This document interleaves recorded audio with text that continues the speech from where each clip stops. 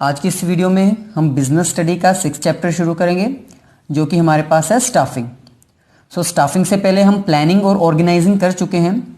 जैसे प्लानिंग और organising management का एक इम्पोर्टेंट फंक्शन है, वैसे ही एक मैनेजर का थर्ड फंक्शन होता है स्टाफिंग करना। हम कह सकते हैं कि स्टाफिंग भी मैनेजमेंट का एक इम्पोर्टेंट फंक्शन है।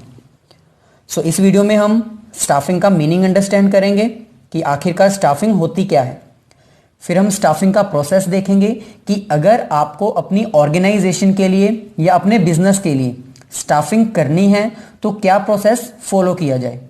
और लास्ट में हम इंपॉर्टेंस देखेंगे कि स्टाफिंग करना एक बिजनेस के लिए इंपॉर्टेंट क्यों होता है। चलिए सबसे पहले हम स्टाफिंग का मीनिंग अंडरस्टैंड कर लेते हैं। सिंपल वे में अगर कहा जाए तो staffing is the function of management which is performed by the manager after organizing all things.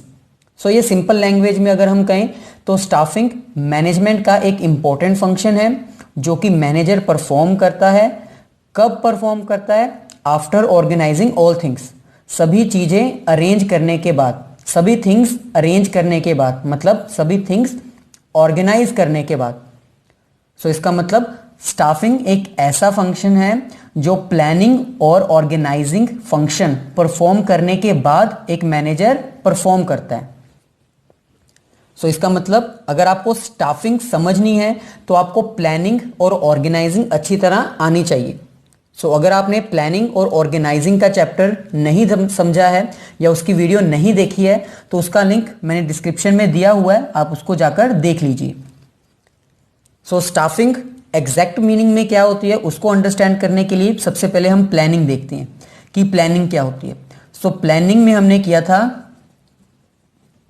What to do and how to do. Planning में हम ये डिसाइड करते हैं कि एक बिजनेस क्या करेगा और जो उसका ऑब्जेक्टिव होगा वो उसको कैसे अचीव करेगा। व्हाट टू डू मतलब क्या किया जाए और कैसे किया जाए। प्लानिंग में एक बिजनेस ये डिसाइड करता है। ऑर्गेनाइजिंग में वो क्या करता है, जो उसने प्लान बनाया है, जो उसने सोचा है कि वो ये करने वाला है, उसके अकॉर्डिंग वो अपने बिजनेस को ऑर्गेनाइज करेगा, अपने बिजनेस का स्ट्रक्चर डिसाइड करेगा। ऑर्गेनाइजिंग जो है वो प्लानिंग के ऊपर बेस्ड है। जैसा प्लान किया जाएगा, जैसा ऑब्जेक्टिव सेट किया जाएगा, उसी के अकॉर्डिंग अरेंजमेंट की जाएंगी, उसी के अकॉर्डिंग एक बिजनेस अपनी ऑर्गेनाइजिंग करेगा, उसी के अकॉर्डिंग एक बिजनेस अपना स्ट्रक्चर डिसाइड करेगा। ऑर्गेनाइजिंग करने के बाद, स्ट्रक्चर डिसाइड करने के बाद नेक्स्ट हमारे पास आता है स्टाफिंग करना। स्टाफिंग करने का मतलब होता है कि अपनी बिजनेस ऑर्गेनाइजेशन के लिए पर्सोनल्स को हायर करना, उन वर्कर्स को हायर करना जो बिजनेस को रन करेंगे, जो बिजनेस को चलाएंगे, जो एक्टिविटीज परफॉर्म करेंगे बिजनेस के ऑब्जेक्टिव को अचीव करने के लिए। इसका मतलब जैसा स्ट्रक्चर डिसाइड किया जाएगा उसके अकॉर्डिंग ही स्टाफिंग की जाएगी। अगर एक बिजनेस का स्ट्रक्चर ऐसे डिसाइड किया गया है कि इसमें 4 डिपार्टमेंट्स होंगे तो 4 डिपार्टमेंट्स के लिए हमें सबसे पहले स्टाफिंग करनी होगी कि परचेज डिपार्टमेंट को कौन रन करेगा, मार्केटिंग को कौन रन करेगा, फाइनेंस डिपार्टमेंट को कौन चलाएगा और लास्ट में सेल्स डिपार्टमेंट को कौन चलाएगा। प्लानिंग, ऑर्गेनाइजिंग, स्टाफिंग ये एक पर्टिकुलर प्रोसेस है। इस प्रोसेस में ही एक बिजनेस अपना मैनेजमेंट करता है। सबसे पहले उसने प्लान कर लिया कि उसने क्या करना है और उसको कैसे करना है, फिर उसी के अकॉर्डिंग उसने ऑर्गेनाइजिंग की, मतलब अपनी सारी चीजें अरेंज की, अपने बिजनेस का स्ट्रक्चर उसके अकॉर्डिंग ही डिसाइड किया। अब स्ट्रक्चर डिसाइड करने के बाद नेक्स्ट हमारे पास आता है स्टाफिंग। हम कह सकते हैं कि स्टाफिंग जो है वो ऑर्गेनाइजिंग के ऊपर डिपेंड करता है, क्योंकि जैसा स्ट्रक्चर डिसाइड किया जाएगा ऑर्गेनाइजिंग फंक्शन में उसी के अकॉर्डिंग स्टाफिंग की जाएगी। डिपार्टमेंट के अंडर कितने सुपीरियर्स होंगे, फिर हर एक सुपीरियर के नीचे कितने सबऑर्डिनेट्स होंगे, इसके अकॉर्डिंग ही स्टाफिंग की जाएगी। इसके अकॉर्डिंग हमें पता लग जाएगा कि एक बिजनेस में कितनी पोस्ट की रिक्वायरमेंट है, कितनी पोस्ट हमें चाहिए, कितने वर्कर्स हमारे पास हैं, कितने वर्कर्स वेकेंट हैं। उसके अकॉर्डिंग हमें स्टाफिंग करनी होगी। अब हम कह सकते हैं after planning and selection of the organization structure, मतलब प्लानिंग करने के बाद और ऑर्गेनाइजेशन का स्ट्रक्चर डिसाइड करने के बाद। The next step in the management process is to fill the various posts provided in the organization. Planning करने के बाद और ऑर्गेनाइजेशन का स्ट्रक्चर डिसाइड करने के बाद नेक्स्ट स्टेप मैनेजमेंट के प्रोसेस में हमारे पास आता है अपनी पोस्ट्स को फिल करना। जितनी पोस्ट होंगी उन सबको फिल करना ताकि बिजनेस स्टार्ट किया जा सके। सो लास्ट में हम कह सकते हैं staffing is putting people to jobs, अपने वर्कर्स को, अपने पीपल्स को जॉब पर अपॉइंट करना, क्योंकि वर्क जो है वो बिजनेस का किसने अचीव करना है? वर्कर्स ने। बिना वर्कर्स के कोई भी बिजनेस नहीं चल सकता। सो आई होप अब आपको ऑर्गेनाइजिंग का मीनिंग पता लग गया होगा, सॉरी स्टाफिंग का मीनिंग पता लग गया होगा। स्टाफिंग डिपेंड करता है ऑर्गेनाइजिंग के ऊपर और ऑर्गेनाइजिंग डिपेंड करती है प्लानिंग के ऊपर। सो ये एक पर्टिकुलर प्रोसेस है जो हम कर रहे हैं। स्टाफिंग के बाद ऐसे ही डायरेक्टिंग और लास्ट में हमारा कंट्रोलिंग होगा।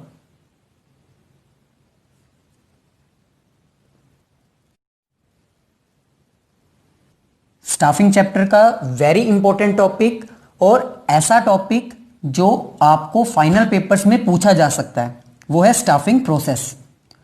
सो स्टाफिंग प्रोसेस में हम ये देखेंगे कि अगर आप अपनी बिजनेस ऑर्गेनाइजेशन के लिए स्टाफिंग करना चाहते हैं, मतलब अगर आप अपनी बिजनेस ऑर्गेनाइजेशंस के लिए पीपल्स को हायर करना चाहते हैं, अपने वर्कर्स को अपॉइंट करना चाहते हैं, तो आपको कौन सा प्रोसेस फॉलो करना चाहिए ताकि आप अपने बिजनेस के लिए बेस्ट पर्सन हायर कर सकें। सो सबसे पहले स्टाफिंग प्रोसेस को हम देख लेते हैं। This process is needed to be followed by every business in case of starting a new business. So जब भी आप कोई न्यू बिजनेस स्टार्ट करोगे तो ये प्रोसेस आपको परफॉर्म ही करना पड़ेगा। इसके बिना आप अपने बिजनेस को रन नहीं कर पाएंगे, क्योंकि आपका न्यू बिजनेस होगा और न्यू बिजनेस में सभी जॉब्स वेकेंट होगी। तो सभी जॉब को फिल करने के लिए आपको स्टाफिंग का प्रोसेस फॉलो करना ही पड़ेगा। एक्सपेंडिंग द एग्जिस्टिंग वन, इसके अलावा अगर आप न्यू बिजनेस स्टार्ट नहीं कर रहे हैं, आप अपने एग्जिस्टिंग बिजनेस को ही एक्सपैंड कर रहे हैं, ग्रोथ कर रहे हैं, एक न्यू प्लांट आप इस्टेब्लिश कर रहे हैं, तो उसके लिए भी करना पड़ेगा। और for replacing those who quit, अगर के ओल्ड एम्प्लॉइज आपको छोड़कर जा चुके हैं तो उनकी जॉब्स को फिल करने के लिए भी, रिटायर हो चुके हैं तो उनकी जॉब्स फिल करने के लिए, अगर आपने उनकी ट्रांसफ़र कर दी है या वो प्रमोटेड हो चुके हैं या फिर आपने उनको निकाल दिया, इन सभी केसेस में आपको ये प्रोसेस फॉलो करना ही पड़ेगा। सो स्टाफिंग प्रोसेस है क्या? Staffing process includes those steps which are necessary for hiring the peoples on job. मतलब स्टाफिंग प्रोसेस में कुछ ऐसे स्टेप्स आपको डिस्क्राइब किए गए हैं जिसकी हेल्प से आप अपनी बिजनेस ऑर्गेनाइजेशन के लिए एम्प्लॉइज हायर कर सकते हैं। सो इस प्रोसेस में फर्स्ट स्टेप हमारे पास आता है estimating the man power requirement. So first step में हमें कहा जा रहा है एस्टिमेटिंग करना, मतलब एक अंदाजा लगाना। किस चीज का? Man power requirement. आप एक अंदाजा लगाइए अपनी बिजनेस ऑर्गेनाइजेशन को देखते हुए कि आपको कितनी मैन पावर चाहिए, आपको कितने एम्प्लॉइज चाहिए अपने बिजनेस को रन करने के लिए। सो ये हमारा फर्स्ट स्टेप है। अगर कोई भी बिजनेस ऑर्गेनाइजेशन है, अगर उसको स्टाफिंग प्रोसेस शुरू करना है तो सबसे पहले उसका स्टेप क्या होगा कि वो ये पता लगाए कि उसकी बिजनेस ऑर्गेनाइजेशन में कितने वर्कर्स रिक्वायर्ड हैं। एस्टिमेट करे कि कितनी मैन पावर की उसको रिक्वायरमेंट है, कितने पर्सन्स उसको चाहिए अपने बिजनेस को रन करने के लिए। सो मैन पावर की रिक्वायरमेंट कैसे पता लगाई जा सकती है? ऑर्गेनाइजिंग से। जब हम ऑर्गेनाइजिंग करते हैं तो ऑर्गेनाइजिंग में हम ऑर्गेनाइजेशन का स्ट्रक्चर डिसाइड कर लेते हैं कि एक ऑर्गेनाइजेशन होगी, उसमें 4 डिपार्टमेंट्स होंगे और उन 4 डिपार्टमेंट्स के 3 सुपरवाइजर्स होंगे और 3 सुपरवाइजर्स के अंडर 2 सबऑर्डिनेट्स होंगे। सो ऐसा करने से आपको मैन पावर की रिक्वायरमेंट पता लग जाएगी कि आपको कितने पर्सन्स चाहिए। सो ऑर्गेनाइजिंग की हेल्प से आप स्टाफिंग में ये फंक्शन परफॉर्म कर सकते हैं।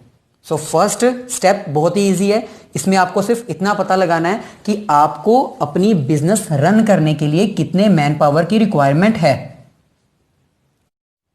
Estimating the man power requirement में हम ये तो देखते ही हैं कि हमें कितनी मैन पावर चाहिए, लेकिन हम ये भी देखेंगे कि किस टाइप की मैन पावर चाहिए। किस टाइप की मतलब उसमें क्या स्किल्स होनी चाहिए, उसमें क्या क्वालिटीज होनी चाहिए, ये भी हम इसी स्टेप में देखेंगे। सो इस स्टेप को 2 पार्ट्स में डिवाइड किया गया है। फर्स्ट स्टेप में हम ये देखेंगे या फर्स्ट पार्ट में हम ये देखेंगे कि हमें कितनी लेबर चाहिए अपनी जॉब को परफॉर्म करने के लिए, अपने बिजनेस के ऑब्जेक्टिव्स को अचीव करने के लिए कितनी मैन पावर चाहिए वो तो देखेंगे ही, साथ में ये भी देखेंगे कि किस टाइप की चाहिए, सुपीरियर लेवल की हो, सबऑर्डिनेट लेवल की हो, स्किल्स उसमें क्या हो, उसमें किस तरह की नॉलेज हो। इसमें हम वर्क फोर्स एनालिसिस भी करेंगे और वर्क लोड एनालिसिस भी करेंगे। सो वर्क फोर्स एनालिसिस क्या होता है और वर्क लोड एनालिसिस क्या होता है वो भी हम देख लेते हैं। एक तो हम वर्क फोर्स एनालिसिस करेंगे और एक हम वर्क लोड एनालिसिस करेंगे। सो हम अपनी बिजनेस में ये फाइंड आउट करने के लिए कि कितनी मैन पावर रिक्वायर्ड है, उसके लिए हमें ये 2 एनालिसिस परफॉर्म करने पड़ेंगे। फर्स्ट हमारे पास है work load analysis. Work load analysis का मतलब है कितनी लेबर या कितनी मैन पावर हमें चाहिए, रिक्वायर्ड कितनी है। एक बिजनेस ऑर्गेनाइजेशन में कितने मैन वुमेन्स एम्प्लॉइज वर्क कर सकते हैं। और वर्क फोर्स एनालिसिस का मतलब है कि एक्चुअल में कितना वर्क कर रहे हैं। सो इन दोनों का डिफरेंस लेके हमें पता चल जाएगा कि हमें कितने वर्कर्स चाहिए। फॉर एग्जाम्पल वर्कलोड एनालिसिस जब हमने किया तो हमें पता लगा कि हमारी बिजनेस को रन करने के लिए 100 एम्प्लॉयज चाहिए। जब हमने वर्क फोर्स एनालिसिस किया तो हमें पता चला कि एक्चुअली हमारी बिजनेस में 80 ही वर्कर्स वर्क कर रहे हैं। तो इसका मतलब हमें 20 वर्कर्स और चाहिए, और किस टाइप के चाहिए वो भी हम पता लगा लेंगे फर्स्ट स्टेप में। सो फर्स्ट स्टेप थोड़ा सा लेंथी है, लेकिन आपको ऐसे ही एक्सप्लेन करना है तभी आपको मार्क्स मिलेंगे। सबसे पहले आपको बताना है estimating the man power requirement में हम ये एस्टिमेट लगाते हैं, एक तुक्का लगाते हैं कि हमें कितने वर्कर्स चाहिए और किस टाइप के चाहिए। फिर बाद में हम वर्कलोड एनालिसिस करते हैं और वर्कफोर्स एनालिसिस करते हैं ये फाइंड आउट करने के लिए कि हमें कितने वर्कर्स एक्चुअली में चाहिए। सो वर्कलोड एनालिसिस में हम क्या करेंगे, कितने मैन पावर हमें चाहिए, कितने वर्कर्स हमारी ऑर्गेनाइजेशन में वर्क कर सकते हैं। और वर्क फोर्स एनालिसिस में हम देखेंगे कि एक्चुअली कितने वर्क कर रहे हैं, तो जो डिफरेंस आएगा इसका मतलब उतने वर्कर्स हमें चाहिए। सो ये था हमारा फर्स्ट स्टेप जिसमें हमने ये पता लगाया कि हमें कितने वर्कर्स चाहिए। सेकंड स्टेप हमारे पास है रिक्रूटमेंट। रिक्रूटमेंट करना मतलब सर्च करना। सो फर्स्ट स्टेप में हमने क्या किया, कितने वर्कर्स हमें चाहिए और किस टाइप के चाहिए, मतलब उनकी क्या क्वालिफिकेशंस होनी चाहिए, वो कितने एक्सपीरियंस्ड होने चाहिए, उनकी क्या नॉलेज होनी चाहिए और उनमें क्या स्किल्स होने चाहिए, ये हमने फाइंड आउट किया। सो अब हमें पता चल चुका है कि हमें 20 वर्कर्स चाहिए और उनकी ये क्वालिटीज़, ये नॉलेज और ये उनकी एक्सपीरियंस होना चाहिए। सेकेंड स्टेप में अब हम क्या करेंगे, सर्च करेंगे उनको जो हमारी इस रिक्वायरमेंट को फुलफिल कर सकें, जो हमारे फर्स्ट स्टेप की रिक्वायरमेंट्स को फुलफिल कर सकें, उन एम्प्लॉयज़ के लिए हम सर्च करेंगे। सो सर्च करने का यहाँ पर मतलब है कि हम एडवर्टीजमेंट करेंगे अपनी जॉब्स के लिए कि हमारी ऑर्गेनाइजेशन में इतनी जॉब्स वेकेंट है, जो एम्प्लॉयज़, जो वर्कर्स या जो पीपल हमारी इन कंडीशंस को सेटिस्फाइड करते हैं वो हमें अप्लाई कर सकते हैं। सो कुछ स्टूडेंट्स रिक्रूटमेंट को सिलेक्शन भी समझ लेते हैं। सो सिलेक्शन और रिक्रूटमेंट दोनों ही डिफरेंट स्टेप्स हैं। रिक्रूटमेंट में हम क्या करेंगे, सर्च करेंगे अपने एम्प्लॉयज़ को कि कौन हमारी जॉब के लिए बने हैं, कौन ऐसे पर्सन्स हैं जो हमारी इन कंडीशंस को सेटिस्फाइड करते हैं और जिनको हम सिलेक्ट कर सकते हैं। सो रिक्रूटमेंट करना मतलब सर्च करना ऐसे एम्प्लॉयज़ को जो हमारी रिक्वायरमेंट को फुलफिल करें। सो उनको हम प्रोस्पेक्टिव एम्प्लॉयज़ भी कहते हैं। प्रोस्पेक्टिव एम्प्लॉयज़, प्रोस्पेक्टिव एम्प्लॉयज का मतलब होता है ऐसे एम्प्लॉयज जो हमारी ऑर्गेनाइजेशन के एम्प्लॉयज बन सकते हैं। प्रोस्पेक्टिव है, वो अभी हमारी बिजनेस के एम्प्लॉयज बने नहीं हैं, लेकिन वो हो सकते हैं और बन सकते हैं। सो इसलिए हमने यूज किया सर्चिंग दी प्रोस्पेक्टिव एम्प्लॉयज। रिक्रूटमेंट करना मतलब उन एम्प्लॉयज को सर्च करना जो हमारी बिजनेस के एम्प्लॉयज बन सकते हैं, अगर वो ये कंडीशन सेटिस्फाइड करते हैं। तो सर्च करना मतलब एडवर्टीजमेंट करना, और रिक्रूटमेंट हम कहीं से भी कर सकते हैं, इंटरनली भी कर सकते हैं और एक्सटर्नली भी कर सकते हैं। इंटरनली मतलब विद इन दी ऑर्गेनाइजेशन, हो सकता है कि ऑर्गेनाइजेशन में ये एक ऐसा पर्सन हो जो कि उस जॉब के लिए ज़्यादा यूजफुल हो। सो हम इंटरनली उसकी रिक्रूटमेंट भी कर सकते हैं, इंटरनली सर्च भी कर सकते हैं, एक्सटर्नली भी कर सकते हैं। अगर हमें लगता है कि हमारी ऑर्गेनाइजेशन में ऐसा कोई पर्सन नहीं है जो हमारी इन कंडीशंस को सेटिस्फाइड कर सके, तो हम बिजनेस की आउटसाइड से भी सर्च कर सकते हैं। सो सर्च करने के बाद थर्ड स्टेप हमारे पास आता है सिलेक्शन। सो अब हमारे पास आता है कि अब हम अपने एम्प्लॉय को सिलेक्ट कर सकते हैं। फर्स्ट स्टेप में हमने देखा कि हमें किस तरह का एम्प्लॉय चाहिए, कितने एम्प्लॉयज चाहिए। सेकंड में फिर हमने उनकी सर्च करनी शुरू कर दी ताकि हम अपने एम्प्लॉयज को ढूंढ सकें। अब सर्च कर चुके हैं, जितने भी एम्प्लॉयज हमारे पास आए, जितने भी वर्कर्स ने हमें अप्लाई किया, 4000 फॉर एग्जाम्पल 1000 वर्कर्स ने अप्लाई किया हमारी ऑर्गेनाइजेशन में जॉब करने के लिए। सो थर्ड स्टेप में हम क्या करेंगे, सिलेक्शन करेंगे। सिलेक्शन किसकी, राइट पर्सन की, उस पर्सन की जो कि बेस्ट होगा। सो अगर 1000 ने अप्लाई किया है हमारी जॉब के लिए, तो 1000 के 1000 तो हम सिलेक्ट नहीं कर सकते, हमें चाहिए सिर्फ 20। सो 1000 में से हम 20 ऐसे फाइंड आउट करेंगे जो हमारी कंडीशन को सेटिस्फाइड करते हैं, जो बेस्ट हैं, जो हमारे लिए वर्क कर सकते हैं। सो बेसिकली यही डिफरेंस है रिक्रूटमेंट में और सिलेक्शन में। रिक्रूटमेंट में हम सर्च करते हैं, उन सभी एम्प्लॉयज़ को इनवाइट करते हैं जो हमारे एम्प्लॉयज़ बन सकते हैं, उन सभी वर्कर्स को, उन सभी पीपल्स को इनवाइट करते हैं हम रिक्रूटमेंट में जो हमारे बिजनेस के लिए वर्क कर सकते हैं। लेकिन सिलेक्शन में हम क्या करते हैं, सभी अप्लाइड में से जिन भी वर्कर्स ने हमें अप्लाई किया होगा उनमें से हम बेस्ट को सिलेक्ट करते हैं। सो इसका मतलब हम ये कह सकते हैं कि रिक्रूटमेंट जो है वो एक पॉजिटिव स्टेप है जिसमें हम large number of invitations invite करते हैं कि आप सभी आइए और हमारी जॉब के लिए अप्लाई कीजिए। लेकिन सिलेक्शन क्या है, एक नेगेटिव स्टेप है जिसमें हम क्या करते हैं, नंबर ऑफ एम्प्लॉयज कम करते जाते हैं ताकि हम उनको सिलेक्ट कर सकें जो बेस्ट हों। सिलेक्शन के बाद नेक्स्ट स्टेप हमारे पास आता है placement and orientation. So first step में हमने क्या किया, अपने एम्प्लॉयज़ को देखा कि हमें कितने चाहिए, अपनी ऑर्गेनाइजेशन में फाइंड आउट किया कि हमें कितने एम्प्लॉयज़ चाहिए। सेकंड में हमने उनको सर्च किया कि कौन हमारे एम्प्लॉयज़ बन सकते हैं। थर्ड में हमने क्या किया, जो बेस्ट हमें लगे हमने उनको सिलेक्ट कर लिया। सो सिलेक्शन के बाद हमारे पास आता है प्लेसमेंट एंड ओरिएंटेशन। प्लेसमेंट करना मतलब जिस वर्कर को हमने सिलेक्ट किया है उसको उसकी जॉब प्रोवाइड कर देना, उसको प्लेस कर देना कि ये आपकी जॉब है। सो प्लेसमेंट मतलब जॉब प्रोवाइडिंग, कि ये आपकी जॉब है, इस जॉब में आपको ये टास्क करने होंगे, ऐसे करने होंगे, इस मशीन के यूज से करने होंगे और इतने टाइम पीरियड में करने होंगे। प्लेसमेंट करना मतलब उसको सारी डिटेल्स जॉब के रिगार्डिंग प्रोवाइड कर देना। ओरिएंटेशन करना मतलब इंट्रोड्यूस करना।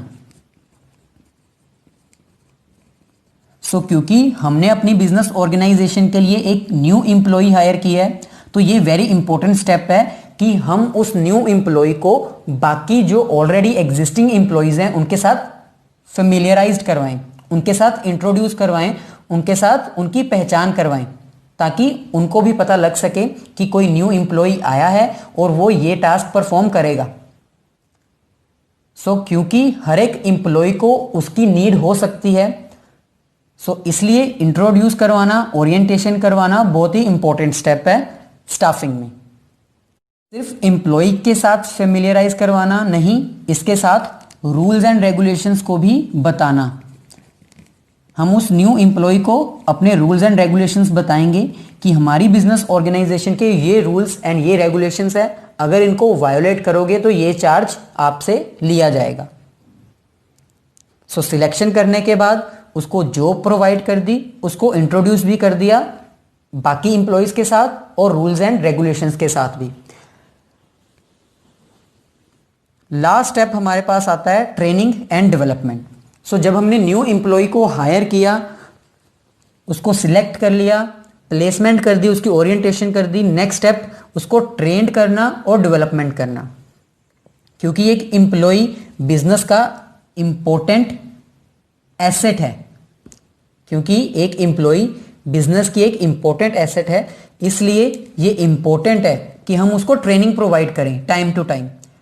जिस वर्क में वो वीक है उसके रिगार्डिंग हमें ट्रेनिंग प्रोवाइड करनी चाहिए, ताकि वो उस वर्क को एग्जैक्टली और परफेक्ट मैनर में परफॉर्म कर सके। ट्रेनिंग के साथ साथ हमें उसकी डेवलपमेंट करनी चाहिए। डेवलपमेंट करना मतलब उसकी नॉलेज को इंक्रीज करना, ताकि वो और नॉलेजेबल पर्सन हो सके और उन एक्टिविटीज़ को भी परफॉर्म कर सके जिसके बारे में उसको नॉलेज शायद नहीं है। सो ट्रेनिंग करना मतलब जिस चीज़ के बारे में उसको नॉलेज है उसमें उसको ट्रेनिंग देना ताकि वो परफेक्ट हो सके। और डेवलपमेंट करना मतलब उसको उस चीज़ के बारे में नॉलेज प्रोवाइड करना जिसके बारे में उसको इन्फॉर्मेशन नहीं है।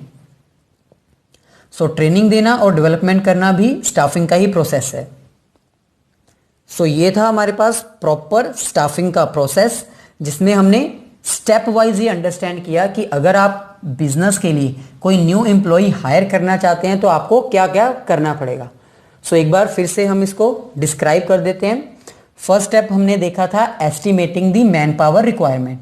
हमने ये फाइंड आउट करना फर्स्ट स्टेप में कि हमें अपनी बिजनेस ऑर्गेनाइजेशन के लिए कितने वर्कर्स चाहिए और किस टाइप के वर्कर्स चाहिए। ये हम दो वे से फाइंड आउट कर सकते हैं। फर्स्ट वे हमारे पास होता है ऑर्गेनाइजेशन का स्ट्रक्चर अंडरस्टैंड करके। हम ऑर्गेनाइजेशन का स्ट्रक्चर अंडरस्टैंड करें और ये पता लगा लें कौन सी पोस्ट वेकेंट है, कितने वर्कर्स चाहिए। या फिर सेकंड वे हमारे पास है वर्कलोड और वर्कफोर्स एनालिसिस करके। वर्कलोड में हम देखते थे कि कितनी रिक्वायरमेंट हमें है, कितने वर्कर्स हमारी बिजनेस में वर्क कर सकते हैं। और वर्क फोर्स में हम देखते थे कि एक्चुअल में कितना वर्क कर रहे हैं। तो जो डिफरेंस आएगा इसका मतलब वो हम हायर कर लेंगे। सेकेंड स्टेप हमने देखा था रिक्रूटमेंट। और रिक्रूटमेंट करना मतलब अपने एम्प्लॉयज़ के लिए सर्च करना, उन सभी पीपल्स को इनवाइट करना जो हमारे एम्प्लॉयज़ बन सकते हैं। इनवाइट करने के बाद थर्ड स्टेप हमारे पास आता था सिलेक्शन करना। सिलेक्शन में हम उस एम्प्लॉय को सिलेक्ट करते थे जो हमारी बिजनेस ऑर्गेनाइजेशन के लिए बेस्ट होता था। सिलेक्शन करने के बाद फोर्थ हमारे पास आता है प्लेसमेंट एंड ओरिएंटेशन। प्लेसमेंट में अब हमने उसको जॉब प्रोवाइड करनी है और ओरिएंटेशन में हम उसको रूल्स एंड रेगुलेशंस बताएंगे और बाकी सभी एम्प्लॉयज से फेमिलियराइज करवाएंगे, इंट्रोड्यूस करवाएंगे। और लास्ट स्टेप हमारे पास आता है ट्रेनिंग एंड डेवलपमेंट। क्योंकि एक एम्प्लॉय के लिए ट्रेनिंग और डेवलपमेंट इंपॉर्टेंट है, इसलिए ये स्टाफिंग का ही प्रोसेस है कि हमें उस एम्प्लॉय को जिसको हमने सिलेक्ट किया है उसको ट्रेनिंग देना और डेवलपमेंट देना। सो अब हम स्टाफिंग का एग्जैक्ट मीनिंग बना सकते हैं इसी प्रोसेस को कहते हुए। सो हम क्या कह सकते हैं, staffing is a process which includes first step estimating the man power requirement, second recruitment, third selection, fourth placement and orientation, and जो कि फिफ्थ है training and development. So staffing एक ऐसा प्रोसेस है जिसमें हम ये सभी स्टेप्स फॉलो करते हैं। सो ये हमारे पास आ गया स्टाफिंग का एग्जैक्ट मीनिंग और उसका प्रोसेस।